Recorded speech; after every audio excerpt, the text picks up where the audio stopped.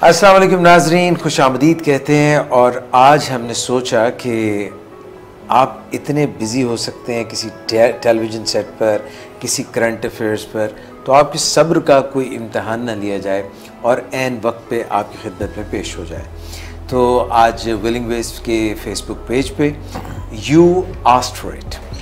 अगर आप मांगें, अगर आप कोई सवाल करें, अगर आप अपना दस्त दराज करें तो इसका जवाब क्या मिलेगा? आइए डॉक्टर सदाकत अली से पूछते हैं। अस्सलाम वालेकुम। वालेकुम अस्सलाम। सदाकत भाई, ये अगर हम किसी के आगे दस्त दराज करें और किसी से कोई चीज़ मांगें, जैसे हम कभी वोट मांग लेते हैं, कभी हम कोई और चीज़ मांग लेते हैं, तो ये किस क्रेडिबिलिटी पे हमें वोट मिलता है, किस क्रेडिबिलिटी पे हमें जो है कोई रिस्पॉन्स पॉजिटिव या अफर्मेटिव या जो हम चाहते हैं वो मिलता है? अगर जवाब में किसी को अच्छा लगे, यानी जब किसी को कोई चीज़ दे के अच्छा लगता है तो तब वो कोई चीज़ देता है। जैसे कभी आप किसी ज़रूरतमंद को, किसी फ़कीर को आप पैसे देते हैं तो आप बिला वजह तो नहीं देते, आपको दे के अच्छा लगता है, वो तो अपने घर की राह लेता है। लेकिन आप उस सुरूर में चले जाते हैं जो किसी को कुछ देने से। देखिए, लोग वोट मांगने भी आते हैं और यूजुअली जो लोग वोट मांगने आते हैं वो बड़े लोग होते हैं, और वो जब हाथ फैलाते हैं तो आम लोगों को, जो वोटर होते हैं, उनको बहुत अच्छा लगता है। जब बड़ा आदमी तरला करता है तो फिर मज़ा बहुत आता है। अच्छा, ये जो आम ख्याल है कि हमें सिर्फ कुछ ले के मज़ा आता है, रुपया पैसा या कोई तावन या कोई चीज़, तो ऐसा नहीं है, कुछ दे के भी मज़ा आता है। देने में लेना है, to give is to receive. मैं आपको ऐसे लोगों की बाकायदा एक लिस्ट दे सकता हूँ कि जो इस बात पे हर वक्त तैयार रहते हैं कि वो किसी ना किसी को कुछ दें। सर, ये लिस्ट कब तक मिल जाएगी? जब आप कहें। कब तक चाहिए आपको ये लिस्ट? सर, ये लिस्ट दे दें, किसी को पता ना चले। मैं जरा it cost money of course. Sir, वो कर लेंगे, कुछ कर लाएंगे। अच्छा, तो ये इसमें कोई शुबा ही नहीं है। मैं आपको बताऊं कि लोग जो हैं, जैसे घरों में आप देखते नहीं कि कोई हमारे रिश्तेदार आते हैं तो वो बच्चों को कुछ ईदी पैसे या कुछ चीज़ देना चाहते हैं, बच्चे कहते हैं नहीं नहीं नहीं, फिर साथ अपनी अम्मी की तरफ देख रहे होते हैं, फिर अम्मी भी कह रही थी नहीं ना, ऐसा रहने पाए ना बच्चे, बहुत ज़्यादा नहीं, फिर थोड़े कट कर जो कहते नहीं नहीं बच्चे हैं अपने, ये वो ये ना हक के है ना, तो उसमें देने में भी मज़ा आता है। सही बात है। इसी तरह ज़िंदगी में मेहरबानियाँ करने में भी मज़ा आता है। इंसान है ना, वो मेहरबानियाँ जब करता है तब भी मज़ा आता है, जब उसके साथ मेहरबानियाँ की जाती हैं तो उसमें भी मज़ा आता है। पर एक तवाज़न, एक बैलेंस तो बहरहाल ज़िंदगी में ज़रूरी है, क्योंकि जब बैलेंस ख़राब हो जाता है तो हम लड़खड़ा जाते हैं। तो मैल एडजस्टमेंट नहीं होनी चाहिए कि हद से ज़्यादा कोई एक करे, लेकिन बहरहाल इंसान बड़ा दिलचस्प है, इसको एग्जैक्ट ऑपोजिट चीज़ों में भी मज़ा आ सकता है। मसलन आप लाल बत्ती काट के निकल जाएं तो इसमें भी मज़ा आता है, थ्रिल सी होती है। और अगर आप रात को 2:30 बजे लाल बत्ती पे अकेले खड़े हों और कोई ट्रैफिक भी ना हो और आप एक लॉ अबाइडिंग सिटीजन। मैंने 1-2 दफ़ा ये किया है ऐसा, तो एक बंदा साथ से गुजरा, हॉर्न दिया, कहता पागल ही हुए क्या निकल गया। अच्छा, जिनके जहन में कोई फ्रेम ऑफ रेफरेंस नहीं होता वो बाज़ बहुत हैरान होते हैं। कभी आपने गोल्फ खेलते हुए लोगों को देखा है? सर, वो मतलब वैसे लोग, दुनिया देख रही है और एक इतना सा पिद्दा सा बॉल है और उस पर वो शॉट मार के वो जा रही, कभी कहीं वो पानी में गिर गई, कभी वो खड्डे में गिर गई, उसको निकाल, सारा दिन इसी में गुजार दिया। तो मैं अक्सर सोचता हूँ कि जो गेंद में जाके मगर जा मिलना होता है तो उन्होंने फिर भेज दे, क्यों ज़रूरत क्या है? हाँ, लेकिन ये है कि जिन लोगों को गोल्फ का शौक़ है, मुझे तो नहीं है अभी, मेरी अभी उम्र नहीं हुई गोल्फ खेलने की, तो जिन लोगों को गोल्फ खेलने का शौक़ है तो उन्हीं को मज़ा आता है। सही बात है, क्योंकि अदरक का मज़ा आपको पता है ना वो किसको आता है। हर एक को तो नहीं आता। नहीं सर, वो तो उसी को आता है जो उल्टी पलाकी मार लेता है। Sir, very interesting, but on a serious note, यहाँ पर जो आप कह रहे हैं कि कुछ लोगों को एग्जैक्ट ऑपोजिट्स में मज़ा आता है। यहाँ पे एक साहब हैं जिन्होंने अपनी लाइफ डेडिकेट कर दी अपनी बच्चों के लिए, मगर उनको देने के बावजूद भी शायद वो कुछ नहीं हासिल हुआ जो एक्सपेक्ट कर रहे थे। तो यहाँ पे शायद एक्सपेक्टेशंस की कोई बात है। जब एक्सपेक्टेशंस मीट नहीं होती तो कैसे किसी को दर्द पहुँचता है, तकलीफ़ पहुँचती है। और इसमें और भी पॉइंट्स हैं जो कि आप मुझे आज बताएंगे कि आप जो काउंसलिंग करते हैं, साइकोथेरेपी करते हैं, उसमें आप साइकोटिक डिजीज़ की कैसे काउंसलिंग करते हैं, साइकोलॉजिकल डिजीज़ क्या होती हैं, साइकोलॉजिकल डिसऑर्डर्स की काउंसलिंग कौन सी है, नॉन मेडिकल काउंसलिंग क्या है, डे टू डे आप मैनेजमेंट कैसे बताते हैं, और लोगों को वैसे कौन से टिप्स देते हैं कि how to deal with various problems हैं। तो ये एक इनबॉक्स में हमें किसी ने राब्ता किया है और वो आपके प्रोग्राम्स भी शौक़ से देखते हैं और उन्होंने आपके लिए सवाल भी किया है। तो आपको मैं ये वालिद हैं जिनकी उम्र अब तकरीबन 60 साल है, उन्होंने ये मसला भेजा है। कहते हैं डॉक्टर सदाकत का प्रोग्राम देखता हूँ और मैं खुश होता हूँ। पिछले 6 माह से आपके प्रोग्राम बाकायदगी से देखना शुरू किए हैं।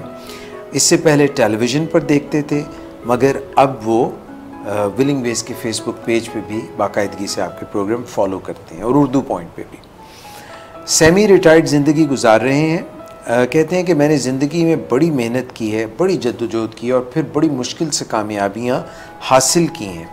पहले तालीम हासिल की, डॉक्टर बना, मगर वालिदैन ने काफ़ी जायदाद छोड़ी थी, ज़मीन छोड़ी थी और ख़ानदानी पेशा भी काश्तकारी था, तो वो अपना लिया।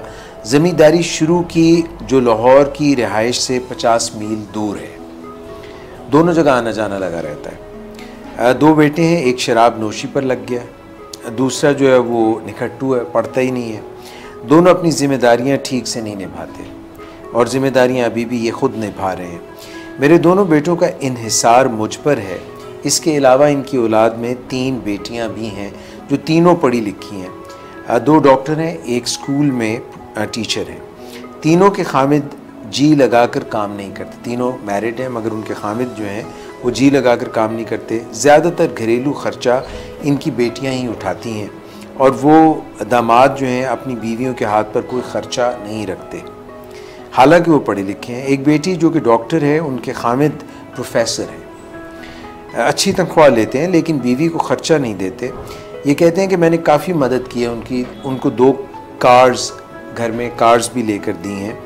घर का किराया आधा ये उनका किराया आधा ये अदा करते हैं और उस पर तुरा ये कि वो फिर भी कई के दिन आकर इनके घर पर क़याम करते हैं। इख्तिलाफ राय के नाम पर बदतमीज़ी भी करते हैं और उनकी झिझक खुल गई है। ये अपने दामाद की बात करें, वो अपने पीर साहब की बात बहुत मानते हैं। पीर साहब, उनके कोई पीर व मुर्शिद भी हैं, पीर साहब की बात बहुत मानते हैं और पीर के साथ काफ़ी वक्त गुजारने के लिए घर से चले जाते हैं। बीवी पर वो शक बहुत ज़्यादा करते हैं और उसको पर्दे का सख्त हुक्म देते हैं। वो कहते हैं कि तुम मेरी खिदमत नहीं करती, तुम जहन्नुमी हो। और इनके दामाद जो हैं वो ख़ुद सर पर चादर रखते हैं, कुछ साफ़ा सा रखते हैं। कहते हैं कि वो मुझे औरतें बहुत घूर घूर के देखती हैं, इसलिए वो खुद अपने सर पर चादर रखते हैं। उनको वहम है कि उनके घर में जिन्नात भी हैं, इसी वजह से वो कई घर बदल चुके हैं। अब उनकी तन्हा रहने की आदत भी बढ़ती जा रही है। सफाई सुथराई का ख्याल दिन ब दिन कम होता जा रहा है और उनकी वालिदा जो है, इनके दामाद की वालिदा डॉक्टर थीं और उनको पाकी पलीदी का हर वक्त ज़रूरत से ज़्यादा ही ख्याल रहता था। उन्हें भी जिन्नात वगैरह का ख़दशा और ये वहम रहता था। इनकी जो हैं बाकी 2 बेटियां भी हैं, उनके एक शॉर्ट डॉक्टर हैं, एक बिजनेसमैन है, मगर मेरी बेटियां अपने अपने घरों में ना तो खुश हैं और ना ही माली तौर पर खुद इन्हिसार, बल्कि उनकी कफ़ालत भी गाहे बगाहे ये खुद करते रहते हैं। डॉक्टर सदाकत ये कहते हैं कि डॉक्टर सदाकत अब मैं 60 साल का हो गया हूँ और थक गया हूँ। ये सब गलत सलत मेरे साथ ही क्यों होता है? क्या ये सब मेरा किया धरा है? मुझे अच्छा नहीं समझा जाता, हालांकि मैंने सबके लिए अच्छा किया है। मैं क्या करूं? मैं काफ़ी मायूस हूँ। अच्छा, ये काफ़ी फैलाव है इस मसले में और लेकिन ये मसला बिल्कुल भी मुझे अजनबी नहीं लग रहा। अच्छा, मैं ऐसे बहुत लोगों को जानता हूँ जो इसी किस्म के मसले से 2-4 हैं। जी। हमारा एक डायबिटिक्स इंस्टीट्यूट भी है, जैसा कि आप जानते हैं, जहाँ डायबिटीज़ के मरीज़ों का इलाज होता है। ज़्यादातर उनमें बुज़ुर्ग होते हैं और 60-65 साल की उम्र के अंदर होते हैं जी, और अपनी शुगर को मैनेज करने के लिए वो अपनी जिद्दोजहद कर रहे होते हैं। राइट। तो उनसे काफ़ी मुलाकात रहती है और ये तकरीबन सेमी रिटायर्ड लोग होते हैं जी, जिन्होंने ज़िंदगी में जिद्दोजहद की होती है, कमाया होता है और फिर औलाद के सुपुर्द किया होता है और जी। फिर औलाद 4 दिन बाद ये बात भूल जाती है कि ये जो काम काज, ये जो बहारें हैं, जो रुपए पैसे की रेल पेल है, ये उनके वालिद की मेहनत का समर है, वो उसे अपना ही समझने लगते हैं। और फिर मैं देखता हूँ कि उनके लिए वालिदैन का इलाज मुआवजा भी एक बोझ बन जाता है। तो मैं पिछले कोई 25 साल से ऐसे बुज़ुर्गों के साथ इंटरेक्शन में रहता हूँ और आहिस्ता आहिस्ता इस बात को समझ पाया हूँ कि किस तरह एडजस्टमेंट को जब हद से ज़्यादा बढ़ा देते हैं तो वो मेल एडजस्टमेंट हो जाती है, और जब दर्द दिल कुछ हद से बढ़ जाता है तो वो दर्द दिल बन जाता है। तो अगर ये उन्होंने जो आखिर में सवाल उठाया है, सिंपल सा है कि आखिर ये सब कुछ मेरे साथ जी क्यों हुआ, जी, यानी वो कहना चाह रहे हैं कि मेरा तो कोई कसूर नहीं है तो मेरे साथ ये हुआ। तो हम सब अपने कसूर को मानने में थोड़ा पसोपेश करते हैं। हम डिनाइल में ज़्यादा रहना चाहते हैं। जी, अक्सर लोगों को मैंने ये बात करते सुना है इस ट्यून पर जी, कि देखिए मैंने फ़लाँ के साथ ये अच्छा सलूक किया, वो अच्छा सलूक किया, रिटर्न ये किया, वो किया, और आखिर में मेरे साथ देखें कितना बुरा हुआ। और फिर वो मेरी आंखों में आंखें डाल के कहते हैं कि आखिर मेरे साथ तो ऐसा क्यों हुआ। सेम क्वेश्चन है। ठीक, तो मैं कभी कभी झंझला जाता हूँ। मैं कहता हूँ कि जो कुछ आपने किया उसके बाद इसके अलावा और आप क्या तो कर सकते थे, ये तो होना ही था।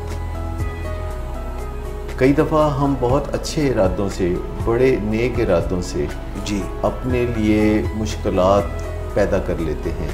अच्छा, इस दौरान हम अपने आप को बहुत अच्छा भी समझते हैं, बहुत महान भी समझते हैं जी, हम शहीद वफा भी समझते हैं जी, और फिर साथ कुड़ते सड़ते भी हैं, बिलकते भी हैं, बोलते भी हैं, कराहते भी हैं। जी,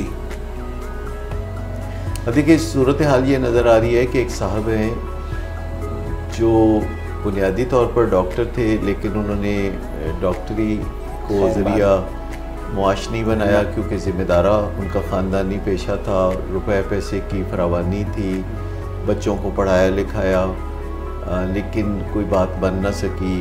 एक बेटा जिसको बचपन से ही ऐशो इशरत में रखा, वो आगे चल के शराब की बीमारी में मुब्तला हो गया।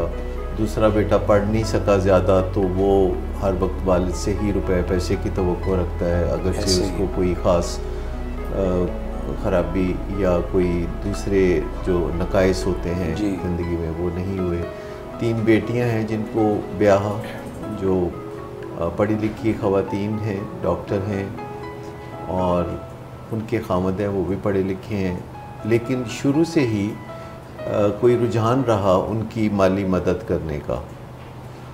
तो माले मुफ्त तो दिल बेरहम होता है, उस पर हर एक का हक़ होता है, तो वो अपना हक़ समझते हैं। और जब आप किसी से पूछें सिंपल सा सवाल कि लोग क्या चाहते हैं, तो उसका एक सिंपल सा जवाब होता है कि लोग वही चाहते हैं जो कि आप पहले उन्हें देते हैं, सिर्फ इस फ़र्क के साथ कि वो पहले से ज़्यादा चाहते हैं और आपकी सलाहियत उनको पहले से ज़्यादा देने की कम होती चली जाती है। डिमिनिशिंग क्या आप बताते हैं, लॉ ऑफ डिमिनिशिंग शायद।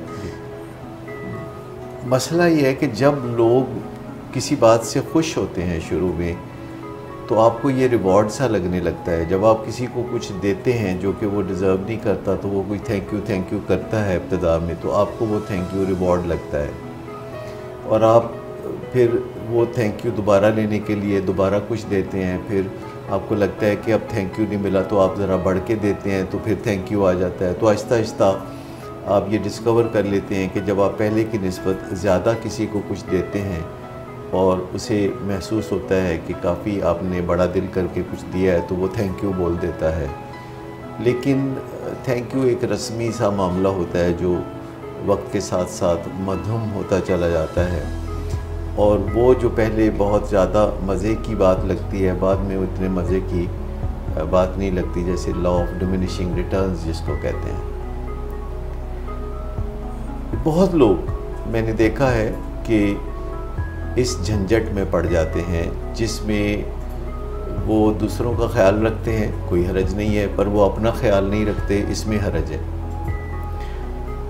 वो अपनी औलाद का ध्यान रखते हैं, फिर औलाद के जो औलाद होती है उसका ध्यान रखते हैं, औलाद के लाइफ पार्टनर्स का ध्यान रखते हैं, और जवाब में कुछ भी तलब नहीं करते, कोई इत्मीनान नहीं मांगते, बहुत बेगर्ज मुखलिस लोग होते हैं। आम ज़बान में इनको नाइस पीपल कहा जाता है।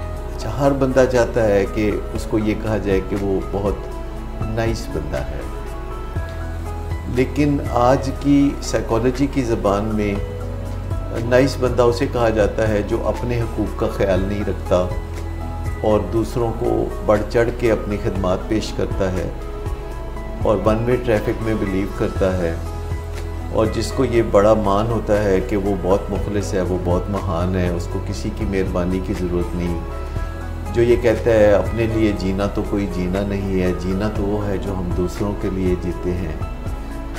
और चूँकि दूसरों के लिए जीने को हम बहुत बढ़ा चढ़ा के बयान करते हैं, और जो लोग अपनी ज़िंदगियां त्याग देते हैं दूसरों के लिए जी, उनको चूँकि हम बहुत सर पे बिठा के रखते हैं, तो घरों में भी ये रुझान परवरिश पाते रहते हैं कि अपनी नीड्स का ख्याल ना करें, दूसरों की नीड्स का ख्याल करें। ठीक। और वक्त के साथ साथ ये जो तवाज़ुन है वो बहुत बिगड़ जाता है, फिर हल्की हल्की कराहें और चीखें निकलना शुरू हो जाती हैं।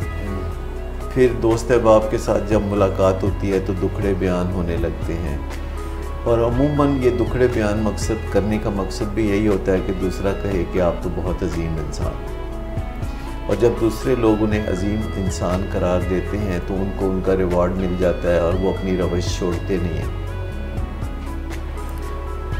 देखिए, आप मैं सब इस मुआशरे में रहते हैं और हमारी कुछ ज़िम्मेदारियां होती हैं इर्द गिर्द के लोगों के हवाले से, लेकिन वो ज़िम्मेदारियां यकतरफ़ा नहीं होती। कोई भी चीज़ यकतरफ़ा नहीं होती, दो तरफ़ा होती है, और जो लेन देन है वही सजता है। जहाँ सिर्फ देन ही देन हो वो नहीं सजता। अगर हम औलाद के साथ भी मेहरबानियाँ करते हैं तो वापसी पे हमारी कुछ तवक्कुआत होती हैं कि वो हमें इत्मीनान देंगे, वो हमें कोई फ़ख्र देंगे, वो हमारे नाम को ऊंचा लेके जाएंगे, हमारे झंडे को ज़रा ऊंचा लगाएंगे, और वो हमारे लिए इज़्ज़त और कदर व मंजिलत का जज्बा रखेंगे। और जब वो ऐसा नहीं करते तो फिर काफ़ी तकलीफ़ होती है, काफ़ी दुख। ट्रू। लेकिन कुछ चीज़ें हैं जो जिबिल्लत में होती हैं, जैसे अपनी औलाद के लिए कुछ ना कुछ अच्छा करने का जज्बा, ये जिबिल्लत में है। जब तक औलाद नहीं होती हम इस जज्बे से वाकिफ़ भी नहीं होते। इसीलिए माँ बाप जब औलाद से बात कर रहे होते हैं तो औलाद को समझ नहीं आ रही होती, क्योंकि औलाद की अक्सर कोई औलाद नहीं होती, क्योंकि वो बच्चे होते हैं, अभी टीनेजर होते हैं, नौउम्र होते हैं, अभी वो शादी की उम्र को भी नहीं पहुँचे होते, तो वो माँ बाप के इन जज्बों को समझ ही नहीं पाते, क्योंकि साहिब औलाद होने का जज्बा क़ब्ल अज़ वक्त नहीं आता, ये साहिब औलाद होने के लम्हे में आता।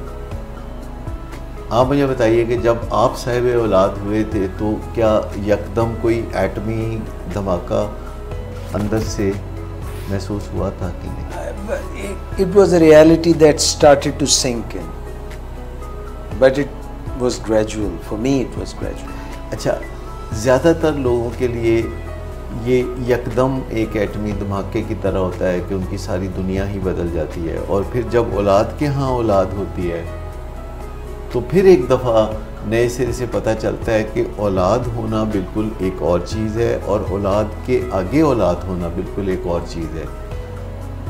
और कुछ लोगों को ये वाक़या साहिब औलाद होने का बहुत ज़ोर से हिट करता है, और शायद कुछ लोगों को ये उतने ज़ोर से हिट नहीं करता, वो ग्रेजुअली इस जज्बे को अपना लेते हैं, और कुछ लोग यकदम इस जज्बे में चले जाते हैं। आप ऐसा अचानक हो या ग्रेजुअली हो, असल बात तो ये है कि इंसान की जिबिल्लत में यह है कि वो अपनी औलाद से बहुत प्यार करता है। दूसरे जानदार ऐसे नहीं होते। अगर आप उन पे नज़र डालें तो उनके अंदर वो सदक़ेवारी होने वाले जज्बे आपको नज़र नहीं आते जो इंसान के अंदर आपको नज़र आते हैं। और आम तौर पर जब इंसान एक दूसरे से अच्छा सलूक करते हैं तो वो ऑटोमेटिकली अज्यूम कर लेते हैं कि दूसरा भी अच्छा सलूक करेगा। रेसिप्रोसिटी से लॉ ऑफ रेसिप्रोसिटी कहा जाता है कि कर भला सो हो भला। ठीक। अच्छा, ये बहुत सारे कवाले ज़री हैं जो अब थोड़ी इस्लाह मांगते हैं। उनमें से एक ये भी है कि नेकी कर दरिया में डाल, और कर भला सो हो भला, और अपने लिए जीना तो कोई जीना नहीं, जीना तो वो है जो दूसरों के लिए जिएं। और फिर आखिरकार ऐसे ही लोग हैं जो बहुत तड़पते हैं, बहुत बिलखते हैं, वो बहुत नुकसान उठाते हैं। कुछ ना कुछ चीज़ें बदल गई हैं। वो इस वजह से बदल गई हैं कि वक्त बदल गया है, ज़माने की रफ्तार तेज़ हो गई है। जो काम पहले सालों में होते थे अब महीनों और दिनों में और बल्कि घंटों में होते हैं। पहले मुआशरे का एक निज़ाम था जिसमें कोई स्ट्रक्चर नहीं था। लोगों को एक दूसरे की मदद की ज़रूरत ही बहुत पड़ती थी। कोई 1122 नहीं था, कोई 15 नहीं था, कोई थाना कोर्ट कचहरी कुछ भी नहीं होता था जहां आपकी सुनवाई हो। और लोगों को पल पल एक दूसरे की ज़रूरत पड़ती थी। अगर आप जूं तारीख़ इंसानी में पीछे चलेंगे तो इंसान का एक दूसरे पे इन्हिसार बहुत ज़्यादा था। लेकिन अब आप अगर देखें, होटल नहीं थे, सराय कोई इतने ही नहीं थे। अच्छा, पहले लोग दूसरे शहरों में जाते थे तो ऐसे ही किसी के घर का दरवाज़ा खटखटा के कहते थे कि रात गुजारनी है तो आप हमारी कोई मदद करें। अब ज़माना बदल गया है, अब छोटे बड़े शहरों में ऐसे होटल होते हैं। और दुनिया के जितने जदीद ममालिक हैं वहाँ इंसानों को बराह रास्त एक दूसरे की मदद की ज़रूरत कम से कम हो गई है, क्योंकि वहाँ स्ट्रक्चर ऐसे बन गए हैं कि आप 911 को कॉल करें, आपको कोई मुश्किल है वो फ़ौरन आसान कर देंगे। या फिर इस तरह का कोई दूसरा मामला हो तो वहाँ स्ट्रक्चर ऐसे हैं, अगर बेरोज़गार है तो सरकार खर्चा दे देगी, या अगर किसी को कोई किसी मुश्किल का सामना है तो ऐसे डिपार्टमेंट्स बने हुए हैं, ऐसे ढांचे बने हुए हैं, ऐसे स्ट्रक्चर बने हुए हैं जहाँ से मदद आ जाएगी। जी। जब इर्द गिर्द का ढांचा बदल रहा है तो इंसानों को भी उसके मुताबिक थोड़ा थोड़ा रीएडजस्ट करने की तवक्को उनसे की जाती है। जी।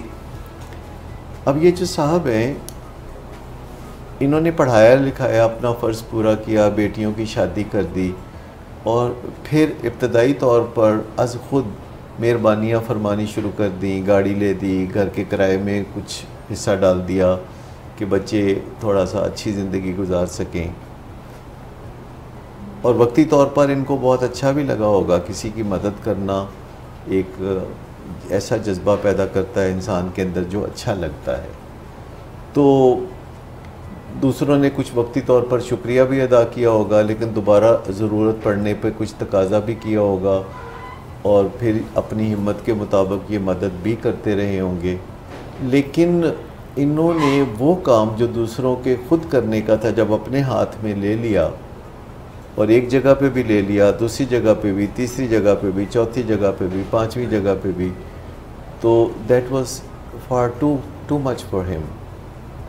यानी कोई अपनी हिम्मत के मुताबिक ही काम करना चाहिए। देखिए, दो चीज़ें हैं जो इंसान की ज़िंदगी में साथ साथ चलती हैं। उनमें से एक चीज़ है टॉलरेंस और एक चीज़ है इंड्योरेंस। अच्छा, अब ये दो बिल्कुल मुख्तलिफ चीज़ें हैं जिन्हें हम गड़मड़ सा करते रहते हैं। इंड्योरेंस वो चीज़ है जिसको हम करते हैं और अगर हम करते रहें तो एक वक्त आता है कि हम थक जाते हैं। टॉलरेंस वो चीज़ है कि जिसको हम करते रहते हैं और अपनी ज़िंदगी का हिस्सा बना लेते हैं तो एक वक्त वो आता है कि वो बहुत बढ़ जाती है, यानी टॉलरेंस बढ़ जाती है, उसमें एग्जॉशन नहीं आती। इंड्योरेंस में एग्जॉशन आ जाती है। ठीक। इसी तरह कुछ और चीज़ें हैं, जैसे अगर आप किसी को मछली पकड़ना सिखा देते हैं और फिर वो खुद मछली पकड़ के खाता रहता है तो आपके लिए इससे मुश्किलात पैदा नहीं होती। करेक्ट। लेकिन अगर आप किसी को मछली पकड़ के पका के प्लेट में सजा के पेश करते हैं और इस चीज़ को अपना शुआर बना लेते हैं तो आगे जाके आप थक जाएंगे, क्योंकि आपकी इंड्योरेंस की भी कोई हद होती है। यानी तकलीफ़ जितनी के कोई इंसान सह सकता है, तकलीफ़ बहरहाल उसको उससे ज़्यादा दी जा सकती है। ये एक बहुत बड़ा प्रॉब्लम है। और जो तहम्मुल और बुर्दबारी है या टॉलरेंस का जज्बा है, जो फ़र्क है उसको एहतराम की निगाह से देखना। जैसे कि आप में और आपके साहबजादे में जो फ़र्क है उसका एक बुनियादी एहतराम करना। आपकी साहबजादी और उनके हस्बैंड के लाइफस्टाइल में या ख़यालात में या तर्ज़ ज़िंदगी में आपके हवाले से कोई फ़र्क है तो उसको ग्रेसफुली एक्सेप्ट करना आपके लिए आसानियाँ पैदा करती है। अगर आप चाहें कि आपकी औलाद का लाइफस्टाइल और बाकी सब चीज़ें बिल्कुल आप जैसी हों और आप इस पे ज़िद कर लें और आप इसके लिए अमली इक़दामात करें तो फिर आप समझ लें कि आगे चल के आपकी जो इंड्योरेंस है वो ख़त्म हो जाएगी, थक जाएंगे। हाँ। सो इंड्योरेंस को कभी बहुत ज़्यादा टेस्ट नहीं करना चाहिए। आखिरकार जैसे वो एक खेल है ना जिसमें आप एक छलांग लगाते हैं और एक बार के ऊपर से दूसरी जानिब आप जा गिरते हैं, हाई जंप। हाँ, वो एक बार सेट कर देते हैं और उसके ऊपर से जंप लगा के आप दूसरी जगह जा रहे हैं। अगला स्टेप क्या होता है? वो बार और हाई कर देते हैं। फिर आप दूर से भागते हुए आते हैं, जोर लगा के फिर आप जंप करते हैं तो आप जंप करके अगला स्टेप क्या होता है? और थोड़ी साइड। इसका एंड क्या है? वो फिर नहीं होती, वो आप टकरा जाते हैं। आखिर इसका ये है कि आप नहीं कर सकेंगे। सो जब भी हम किसी ऐसे एडवेंचर में पढ़ते हैं जिसका एंड ये है कि हमारी जो सकत है वो जवाब दे जाएगी, तो फिर ऐसे कामों में नहीं पढ़ना चाहिए। अच्छा, टॉलरेंस इसके मुकाबले में एक मुख्तलिफ चीज़ है कि अगर आपके और किसी के दरमियान कोई फ़र्क है, चाहे वो आपका बेटा है या हमसाया है या सोसाइटी में रहने वाला कोई और शख्स है या किसी और मुल्क में बसता है या किसी और मज़हब से ताल्लुक़ रखता है या किसी और तबके से ताल्लुक़ रखता है, रंगो नस्ल के एतबार से वो ज़रा मुख्तलिफ है, और आप एक बुनियादी एहतराम इस फ़र्क का जारी रखते हैं। और ये कहाँ से शुरू होता है कि गैरों से लेके अपने तक इसको अगर आप फैला दें और आप उस फ़र्क को ख़त्म करने की बजाय आप उसका एक बुनियादी एहतराम करना शुरू कर दें तो आपकी ज़िंदगी सहल रहती है। और अगर आप उस फ़र्क को मिटाने पे तुल जाएं तो फिर आप किसी न किसी दिन थक जाएंगे, क्योंकि ये ज़रूर देखना चाहिए किसी काम के आगाज़ में कि ये आगे चल के मेरे बारे में रहेगा कि नहीं रहेगा। जब भी हम कोई काम करें, जैसे इवन एक्सरसाइज है, तो मैं अक्सर लोगों को कहता हूँ कि जिम वाली एक्सरसाइज ना किया करें, ये जो लोहे का वज़न उठाते हैं ये एक्सरसाइज ना किया करें। ये एक दिन आप नहीं कर सकेंगे और वो दिन बुरे दिनों का आगाज़ बन जाएगा। जिस तरह कुछ लोहे के चने हैं जो नहीं चबाए जाते। हाँ, बहरहाल आप कंटिन्यू करें। अच्छा, तो लेकिन एक एक्सरसाइज है पैदल चलना जी। तो अगर कोई इस एक्सरसाइज पे तकिया करता है, जो अच्छी खासी बड़ी एक्सरसाइज है, जब आप पैदल चलते हैं तो आप 1.5-2 मन वज़न उठा के चलते हैं एक तरह से, अगर से आपको महसूस नहीं होता कि जैसे सर पे कोई गठरी रखी हुई है, लेकिन बहरहाल आप वो वज़न उठा के चल रहे होते हैं और कैलोरीज़ कंज्यूम हो रही होती हैं। और जब आप कोई 10 मिनट के करीब चलते हैं एक आम रफ्तार से तो आप कोई तकरीबन 50 कैलोरीज़ कंज्यूम करते हैं। ठीक। और ये सारी ज़िंदगी आप जारी रख सकते हैं। इसी तरह अगर आप किसी के साथ मामलात को इस तरह रखते हैं कि वो अपना बोझ उठाए और आप अपना बोझ उठाएं, और जहाँ कोई हरज वाक़या ना हो तो एक दूसरे के साथ थोड़ा तावन भी कर दिया जाए।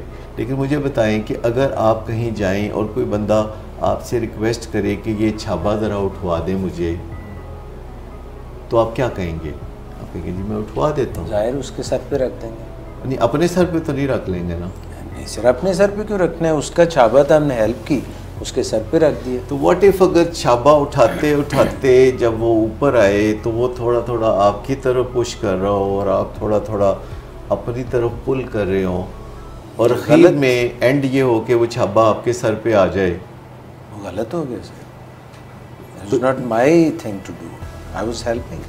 अच्छा, अगर एक छाबा आपके सर पे आ जाए, फिर दूसरा छाबा आपके सर पे आ जाए, फिर 5-6 छाबे आपके सर पे, कमर दोरी हो जाएगी। तो कमर दोरी हो जाएगी, फिर आपकी चीखें निकल जाएंगी और फिर आप पूछने लगेंगे कि मेरे साथ ही ऐसा क्यों मेरा होता क्यों, है? क्या कसूर है? मेरा क्या कसूर है? मेरे साथ ही ऐसा क्यों होता है? हम गैर महसूस तरीके से, हम अनकॉन्शियसली दूसरों को दावत देते हैं कि आओ आओ बैल साहब मुझे मारो। और होना ये चाहिए कि जो भी इस दुनिया में आया है उसका हाथ पांव सलामत है, वो कामकाज कर सकता है। लेकिन वो जैसे कहते होते हैं ना, काम जो आंधी मौत है, वो आप कहते होते हैं। तो नॉर्मली काम करने की निस्बत काम ना करने में शायद ज़्यादा मज़ा होगा, मुझे तो इसका अंदाज़ा नहीं। I think it's a badly learned behaviour. हाँ, और ये इंसानों के अंदर अक्सर नज़र आता है। जैसे आप देखें तो दफातर में जो सीनियर लोग हैं वो ज़्यादा बिज़ी नज़र आते हैं, जो जूनियर लोग हैं वो ज़्यादा फारिग नज़र आते हैं। तो ये भी वही चीज़ है। और घरों में भी जो घर में बड़ी उम्र के लोग हैं, चाहे वो माँ हो चाहे वालिद हो, वो थोड़ा ज़्यादा मसरूफ़ नज़र आते हैं। काम कर दो, करी जाओ। और बड़े लोग जो है काम जब करते हैं तो साथ साथ थोड़ा थोड़ा क्रिबिंग भी करते हैं।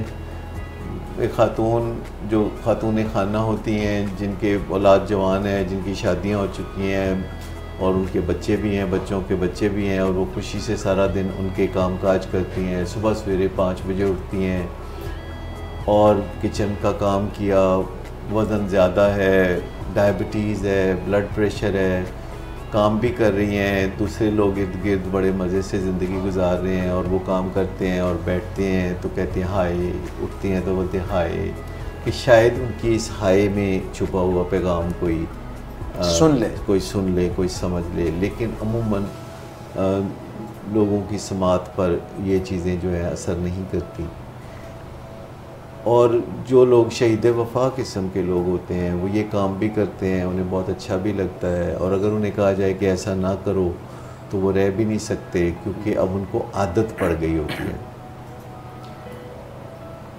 उनका काम है कि कुछ ना कुछ तलखी घोलते रहना हालात में और डट के काम करते रहना।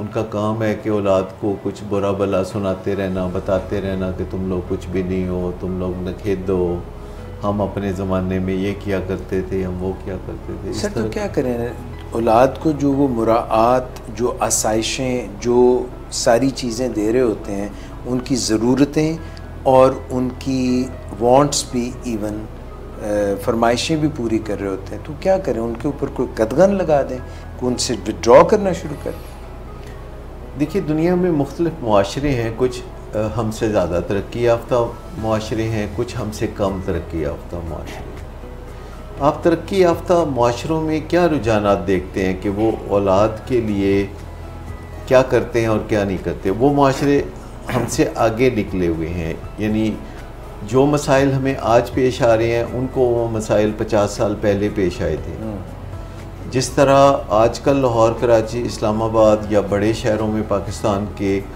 वालिदैन को औलाद से मसाइल पेश आ रहे हैं, तो इंग्लैंड में और अमेरिका में कोई 50 साल पहले ये सूरत हाल थी जी।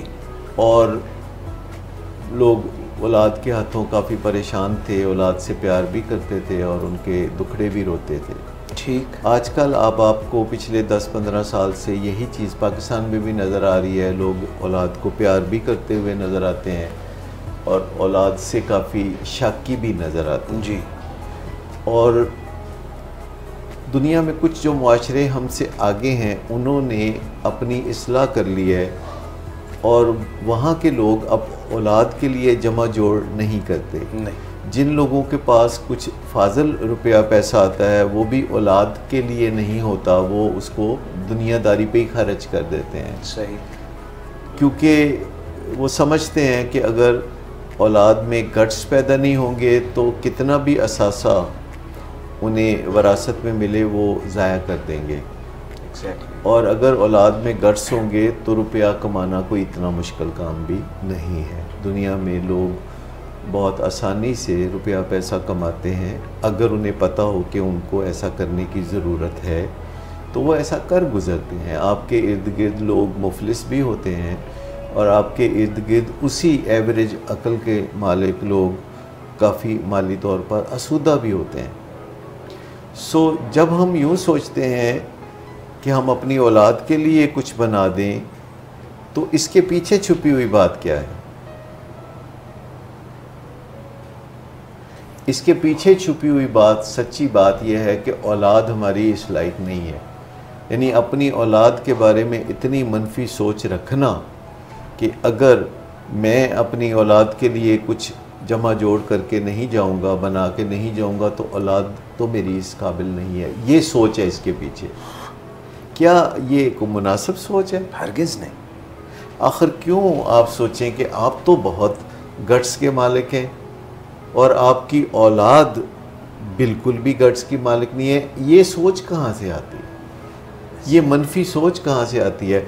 और फिर आप सोचें कि जो औलाद के लिए बनाना चाहते हैं, औलाद की औलाद के लिए बनाना चाहते हैं, जो कहते हैं कि 7 पुश्तों तक लोग खाते रहें तो ख़त्म ना हो, मैं इतना कमाना चाहता हूँ, तो इनफैक्ट वो ये कहना चाह रहे हैं कि मेरी आइंदा 7 पुश्तों में कोई बासलाहियत इंसान नहीं आने वाला।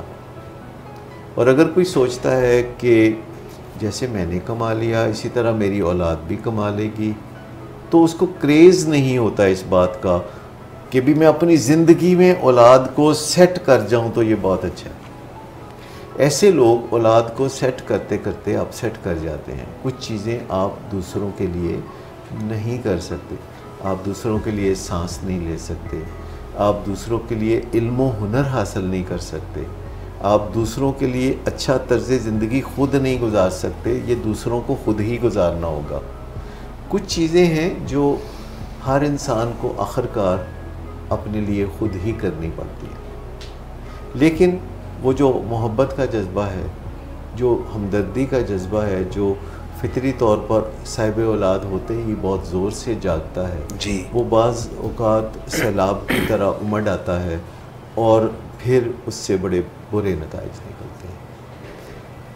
देखिए, मैं देखता हूँ कि इर्द गिर्द माशरे में बहुत काबिल लोग हैं, बहुत अफ्लुएंट लोग हैं, माल दौलत इज़्ज़त शोहरत तालीम उनके पास है, बड़े लोग हैं जिन्हें हम लार्जर देन लाइफ साइज़ लोग कहते हैं और वो बड़ी कामयाबियां हासिल करके दिखा देते हैं और फिर अपनी औलाद को वो बार बार प्रेस करते हैं कि तुम भी ऐसी कामयाबियां हासिल करो।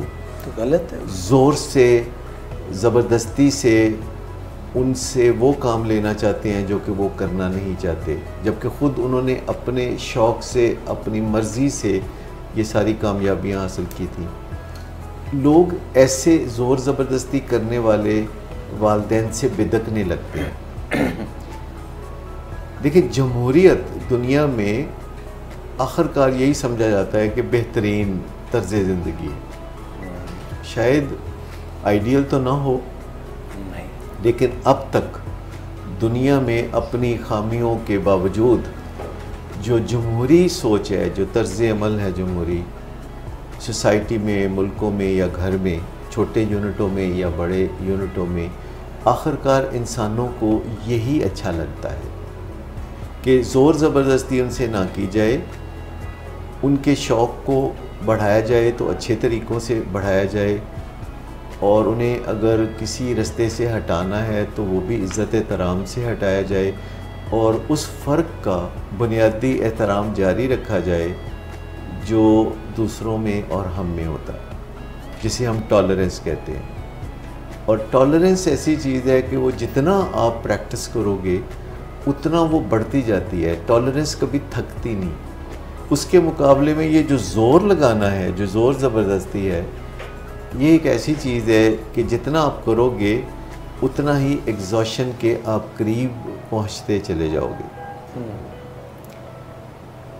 अभी जैसी सूरत हाल भाई बता रहे हैं कि उनके 5 बच्चे हैं और पाँचों उनके ऊपर बोझ हैं, और ये उनको कतई अच्छा भी नहीं लगता, लेकिन शब रोज़ वो अपने बजट को तरतीब देते हुए अपनी ज़रूरतों को हो सकता है छठे नंबर पे रखते हों, या छठे नंबर पे हो सकता है कुछ और अफराद भी हों, और हो सकता है कि वो अपने आप को किसी नंबर पे ही ना रखते हों। पर ये तो वाज़े नज़र आ रहा है कि पहले 5 नंबरों पे वो नहीं है, उनकी औलाद है, और औलाद के साथ नत्थी उनके लाइफ पार्टनर्स हैं जिन्होंने जल्दी ही भांप लिया है कि इन तिलों में बहुत सा तेल है। ठीक। अच्छा, अब अगर किसी को कहा जाए कि अगर जो तर्ज़ अमल आपने किया है तो आप इसको छोड़ दीजिए, तो फिर वो उनसे छोड़ा भी नहीं जाता। आदत बन गई होती है ना।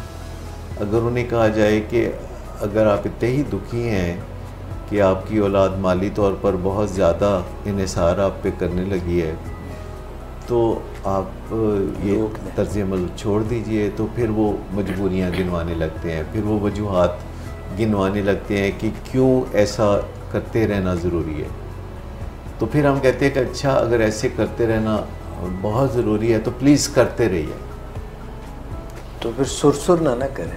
फिर वो कहते हैं कि जी कैसे मैं करता रहूँ, मैं तो रोज़ सुबह उठता हूँ तो नाश्ता बाद में करता हूँ और बजट पहले बनाता हूँ कि आज के दिन में कौन सा बिल पे करना है, अपना या दूसरों का या बच्चों का या बच्चों के बच्चों का। तो फिर वो उस तरफ की मजबूरियाँ, जैसे आप देखते हैं ख़वातीन किसी से मिलती हैं तो वो बताती हैं कि वो अपने खामद से किस तरह परेशान है। खामद शराब की बीमारी में मुब्तला है, शराब पी के बुरा भला कहता है, कभी हाथ उठाता है, ख़र्चा नहीं देता, ये नहीं करता, वो नहीं करता। तो सहेली जो ये बातें सुन रही होती है तो वो कहती है कि मेरा ख़्याल है कि तुम छोड़ दो फिर ऐसे बंदे को, इज़ गुड फॉर नथिंग। तो फिर वो कहती छोड़ भी नहीं ना सकती, देखो ना बच्चे हैं, फिर छोड़ दिया तो शराब पी पी के मर जाएंगे, फिर ये हो जाएगा, फिर वो हो जाएगा। तो ये दुखड़ा वो सुनाती हैं। तो सहेली कहती है कि फिर कोई बात नहीं, रहो रहो रहो।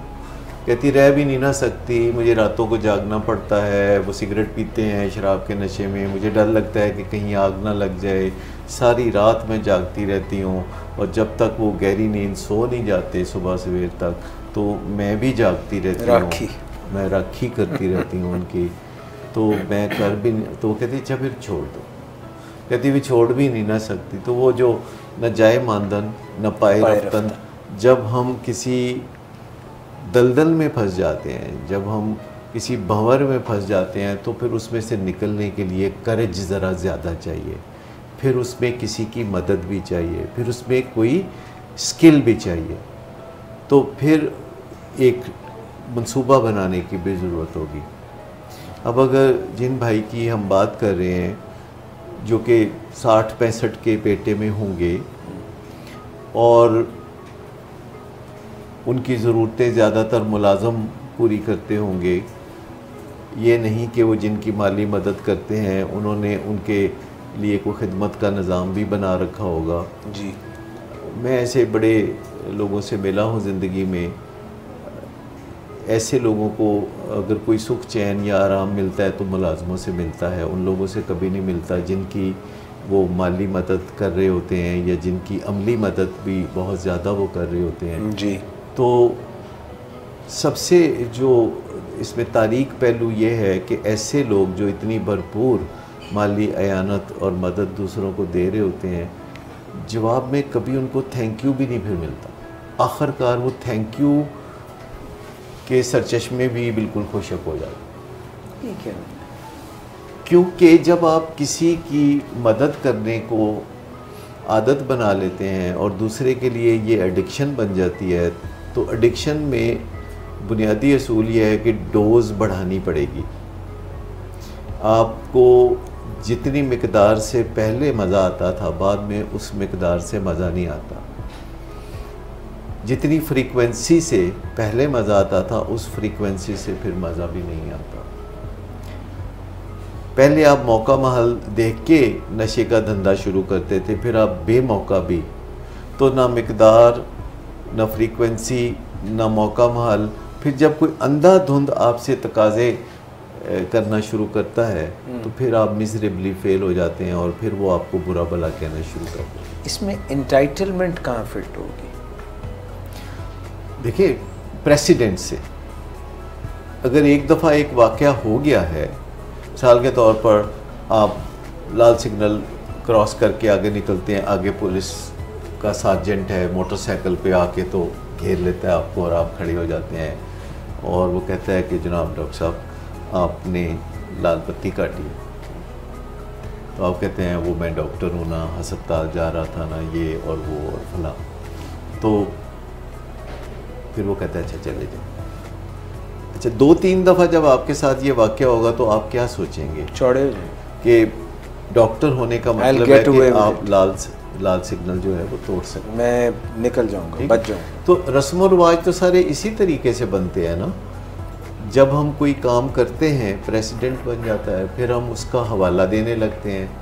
इवन देखें ना, कितनी बड़ी बात है। तो अदालतों में भी ऐसे ही होता है कि वो कहते हैं कि जी वो बॉम्बे की हाई कोर्ट में एक फ़ैसला हुआ था और वहाँ इस मौके पे इस किस्म की सिचुएशन में वो जज साहब ने ये फ़ैसला किया था। बिल्कुल ऐसे। और ऐसा 25 साल पहले हुआ था। और फिर जर्मनी की एक अदालत में यूँ हुआ था और कराची की एक अदालत में यूँ हुआ था और 2 महीने पहले यूँ हुआ था। तो बाज़ औक़ात फिर ये फ़ैसले पे फ़ैसले जब कोर्ट किए जाते हैं तो ये मक्खी पे मक्खी मारने वाली बात एक तरह से होती है, क्योंकि हर सिचुएशन नई सिचुएशन होती है। लेकिन जब हम रहनुमाई पुरानी सिचुएशन से लेना शुरू करते हैं तो हम आगे नहीं बढ़ते, हम पीछे हटते हैं। जब भी कभी रहनुमाई होगी जी, तो वो हमें ज़माना हाज़िर से लेनी होगी। अगर हम ज़माना हाज़िर में रहते हैं तो रहनुमाई सिर्फ ज़माना हाज़िर से काम आएगी। अगर आप माजी से या माजी बाईद से रहनुमाई लेंगे तो कभी वो काम आएगी, कभी वो काम नहीं आएगी। तो यहाँ कुछ ना कुछ शऊर को आज़माने की ज़रूरत होगी कि बदलते हुए वक्त के साथ, बदलते हुए तकाज़ों के साथ हमें कुछ ना कुछ हिकमत अमलियाँ भी बदलनी पड़ती हैं। ठीक है। और जिन चीज़ों का नतीजा अच्छा नहीं निकलता, जी, देखिए एक लाइफ है हमारी प्रिंसिपल सेंटर्ड होनी चाहिए। राइट। कुछ ना कुछ क़वायद ज़वाबत हैं जिसके मुताबिक ज़िंदगी गुजारना चाहिए। आसानी हो जाती है कि अगर प्रिंसिपल सेंटर्ड ज़िंदगी। ठीक। लेकिन व्हाट इफ़ अगर किसी असूल का नतीजा बुरा निकलता है तो छोड़ दें उसको, फिर क्या करें? तो उसमें तब्दीली चाहिए।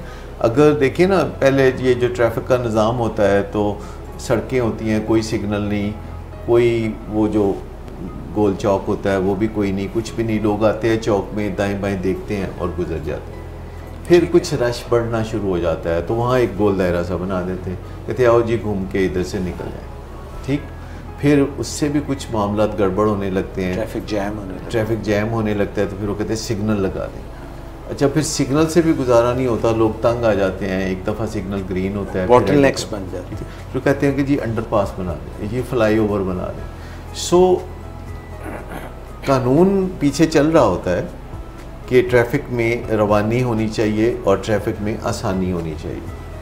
ठीक, लेकिन फिर आगे नताइज को हम देखते हुए सिग्नल फ्री कॉरिडोर और फलां चीज़ें बीच में लाते रहते हैं। इसी तरह ताल्लुकात में होता है, इसी तरह लेन देन में होता है कि हम जब दुनिया में लेन देन के असूल अपनाते हैं और ऑर्गेनाइजेशनल और समाजी ज़िंदगी में कुछ असूल अपनाते हैं तो उन असूलों को घर पे भी लागू करना कारआमद रहता है। अगर आप देखें तो बिजनेस के बहुत से असूल हैं जिनकी वजह से बिजनेस कामयाब होते हैं। मसलन उनमें से एक है मेरिट पे चलना।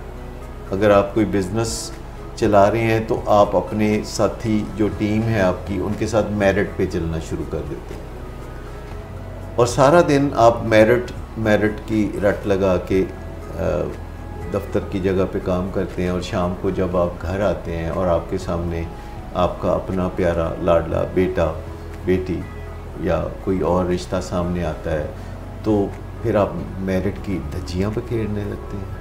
They are entitled to have whatever they demand of you because of their love, because of the relationship.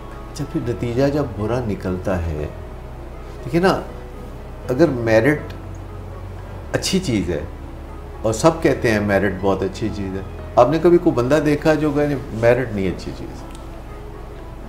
ये घर की चार दीवारी में दाखिल होते ही इतनी बुरी चीज़ क्यों बन जाती है मेरिट?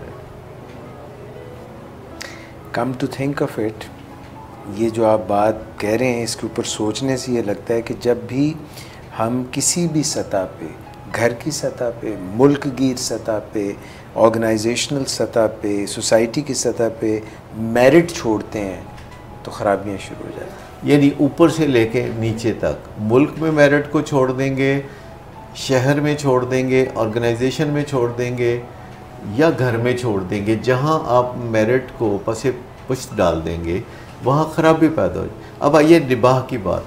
घर में हमारी पॉलिसी होती है कि निबाह करना, यस, ठीक, निबाह की पॉलिसी है। आप फायर नहीं ना कर सकते, आप अपने बेटे को फायर नहीं कर सकते, फायर नहीं कर सकते, आप अपनी बीवी को ये नहीं कह सकते कि भाई आई जस्ट, मतलब that is a very strong position you take. और जो ही घर में कोई इस तरह की स्ट्रॉन्ग पोजीशन लेता है जिसका आप तज़किरा कर रहे हैं तो हमें अच्छा नहीं लगता।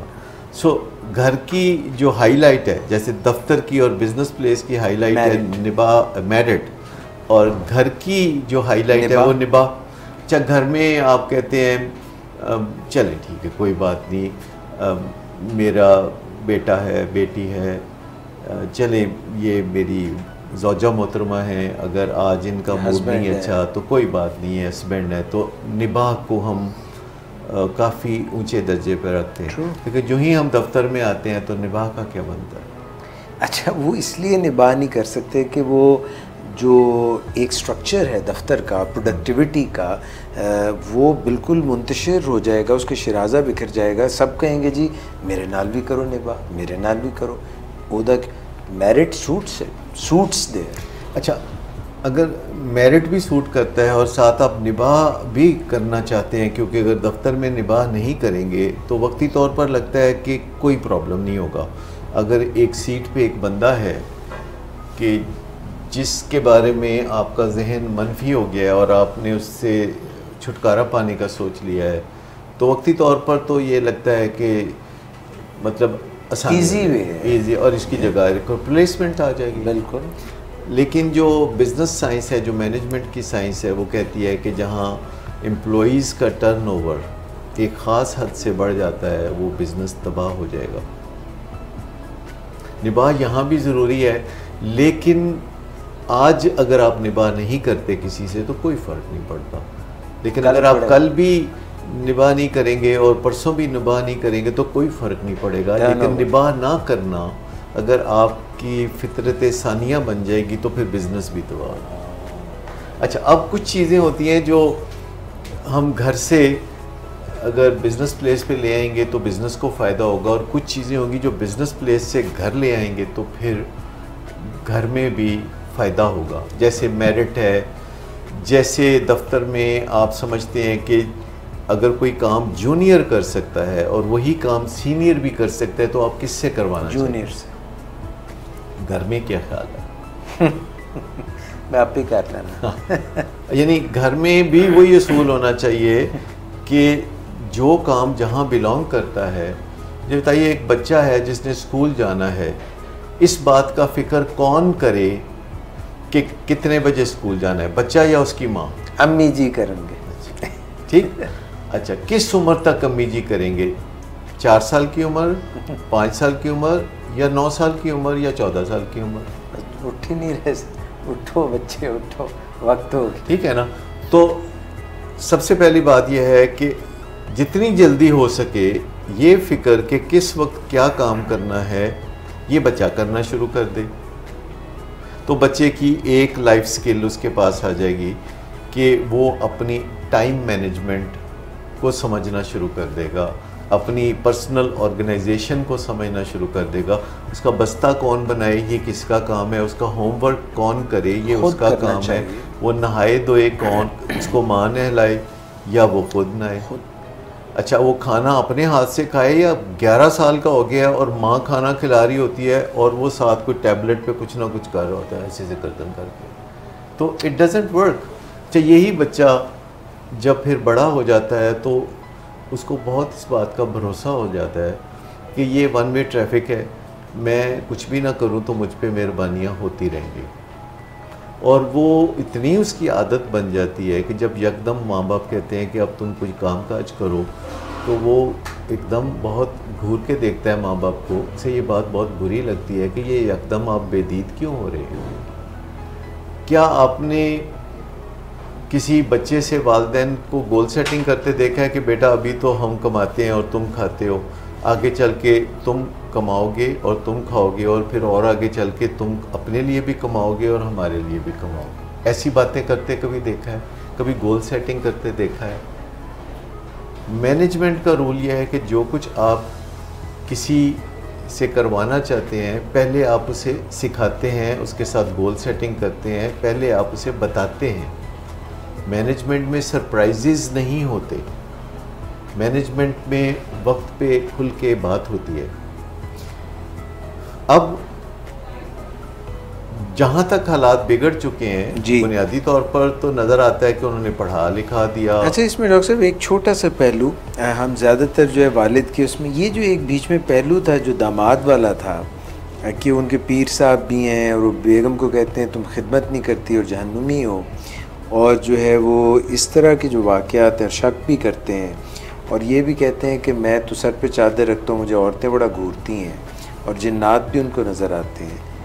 इस पहलू को आप ज़रा टच अपॉन दिस। ये दो एक स्पेक्ट्रम है, ये कल्चरल भी हो सकता है, ये कल्चरल इन्फ्लुएंस भी हो सकता है, ये मेंटल इलनेस भी हो सकती है, ये पैरानोया, ये शुकूक व शुबहात, ये बड़ा हुआ तासुर ज़हन में, ये पीरी मुरीदी, ये सब चीज़ें महज हमारे कल्चर का हिस्सा भी हो सकती हैं, कल्चर और जहालत और पसमानदगी का मलगूबा भी हो सकती हैं, और ये प्योर मेंटल इलनेस भी हो सकती है। पीएचडी बेशक हो। मैं आपको बताऊं कि हमारे बहुत बहुत बड़े सियासी लीडर, ऐसे लोग जो वज़ीर आज़म रह चुके हैं, वो पीरों फ़कीरों से जाके डंडे खाते रहे हैं इक़्तिदार में रहने के लिए या ज़िंदगी में तरक्की के लिए, और हमेशा आपको ये सुनने में मिल जाएगा कि ऐसे लोग जो रहनुमा होने के दावेदार होते हैं वो बहुत ज़ईफ़ुल इत्क़ाद भी होते हैं और पसमानदा भी होते हैं, वो रहनुमाई के काबिल नहीं होते, जो आज के ज़माने में पीरी फ़कीरी के चक्करों में पड़े रहते हैं। ये इंटरनेट का ज़माना है, ये गूगल और यूट्यूब का ज़माना है, जब आपको सीधे सीधे रोड मैप आसानी से मिल सकते हैं।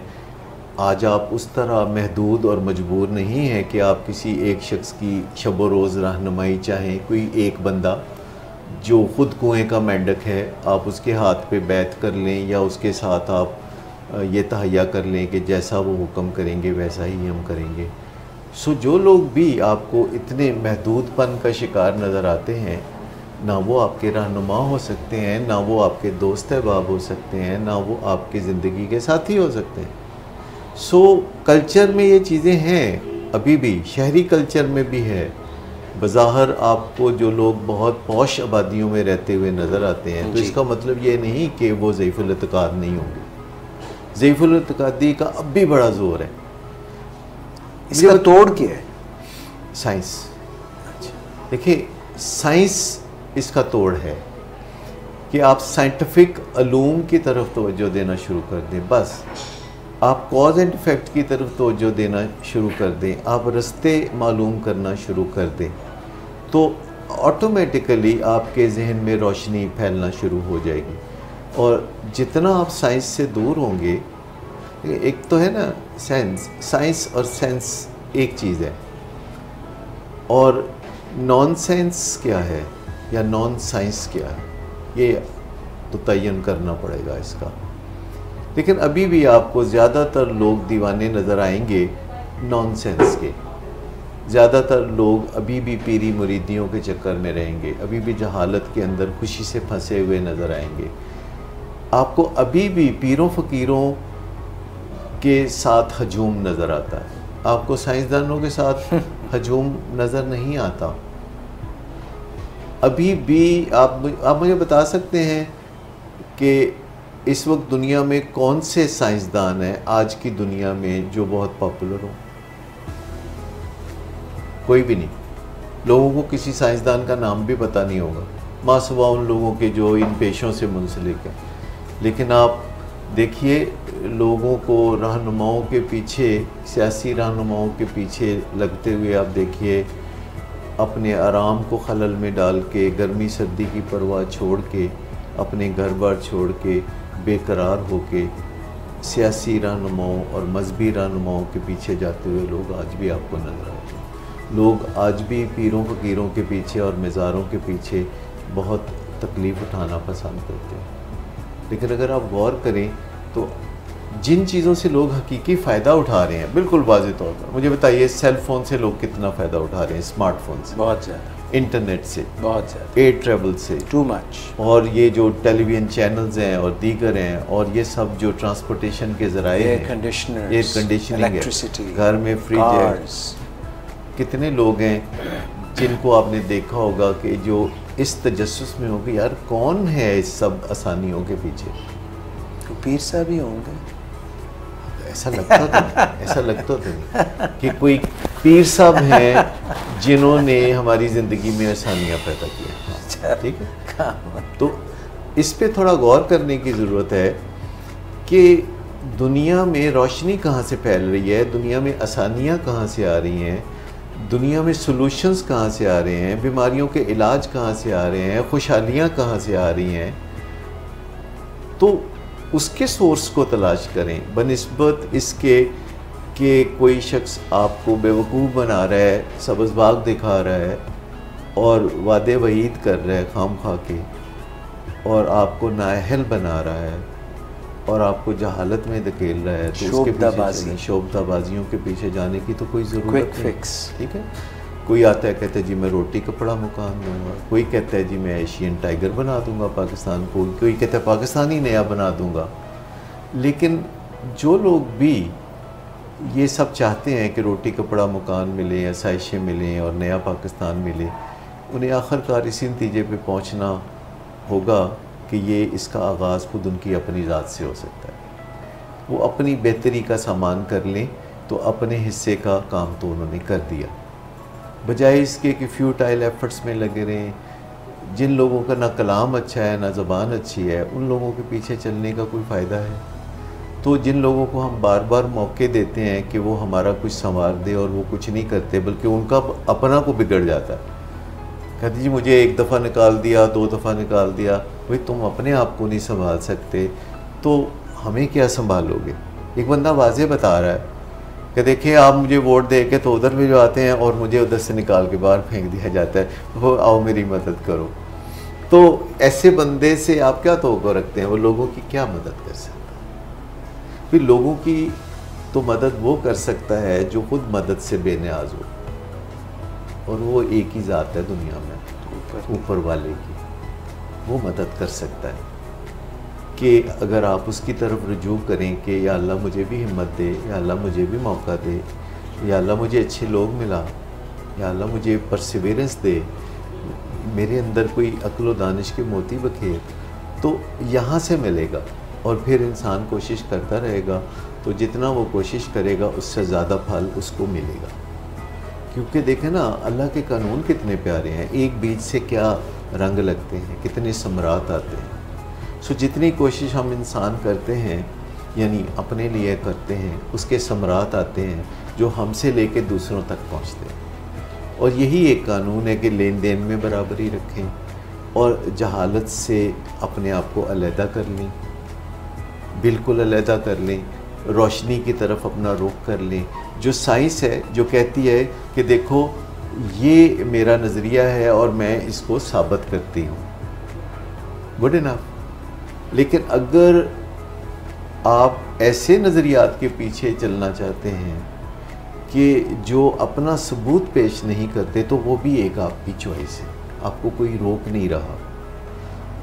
मैं समझता हूँ कि जब भी हम कोई भी मामला करते हैं तो पहला मरहला होता है जब हम सबूत मांगते हैं, जो हमारा हक होता है, और दूसरा मरहला होता है जब हम भरोसा करते हैं। जितना सबूत मिल जाता है उस पर तकिया करते हैं, और जितना सबूत नहीं मिलता है उस पर भरोसा करते हैं। हम 100% भरोसा भी नहीं कर सकते और 100% सबूत भी नहीं मांग सकते। जितना सबूत मिल जाए तो उसको खुले बाजुओं से समेट लेते हैं, और जितना सबूत नहीं मिलता फिर उस पर भरोसा करते हैं। और इन दोनों चीज़ों की कम्बिनेशन से हम अपनी ज़िंदगी के मामलात को संवारते हैं और सुधारते हैं।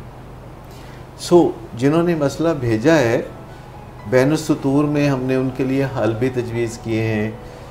अपनी लुक आफ्टर करना शुरू करें, अपनी सेहत का ख्याल रखें, अपनी कोई वॉक एक्सरसाइज का एहतमाम करें, अपनी ज़रूरतों को तरजीह देना सीखें, और इससे जो गिल्ट होता है उससे निपटना सीखें। फिर बच्चों से आहिस्ता आहिस्ता इस मौजू पे बात करना शुरू करें कि किस तरह आने वाले चंद महीनों में आपका तर्ज़ अमल बदलेगा और उनको इसका असर लेना होगा। क्योंकि यकदम अगर आप नहीं उनकी जो मदद कर रहे हैं उसको ख़त्म कर देंगे तो इससे आप बहुत मुश्किल में फंस जाएंगे। ठीक है, अगर आप कहते हैं कि देखें ये मैं सब आपके लिए कर रहा हूँ और आइंदा आने वाले 6 माह में इसमें ये तब्दीलियाँ आएंगी, तो इससे कोई ज़्यादा मसला पैदा नहीं होता, क्योंकि उन्हें अभी 6 महीने तो बहरहाल आपसे कुछ ना कुछ मिलेगा, तो उन्हें उसका लिहाज करना पड़ेगा। और फिर आहिस्ता आहिस्ता उन्हें आप वीन ऑफ करते हैं, और जो ही आप उनके साथ इस मौजू पे बात करना शुरू होंगे तो आपको काफ़ी मुस्बत रिस्पांस मिलेगा, क्योंकि असूली तौर पर आपकी बात जो है वो हक सच पे मबनी है, और जब आपकी बात हक सच पे मबनी होती है तो आपको मुस्बत रिस्पांस मिलता है। बहुत शुक्रिया डॉक्टर साहब।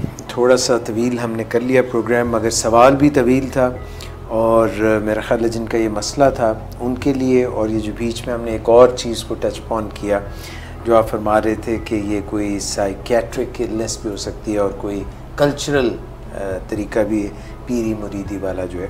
सो हमने काफ़ी चीज़ों को कवर किया। Once again it was a very fruitful session. Thank you very much. नाजरीन, आप हमसे पूछ सकते हैं, जान सकते हैं, क्योंकि प्रोग्राम है यू आस्क्ड फॉर इट। आप पूछेंगे तो जानेंगे। और डॉक्टर सदाकत अली हमारे साथ हर थर्सडे को आते हैं, और I beg you pardon her Friday को होते हैं हमारे साथ, और कल सैटरडे है, वीकेंड है, और ये सिलसिला तब भी चलेगा। और कल उर्दू पॉइंट पे आपसे मुलाकात होगी। तो अपना बहुत ख्याल रखिएगा और अच्छी सी शाम गुजारिएगा। डॉक्टर साहब, थैंक यू वेरी मच। अस्सलाम वालेकुम।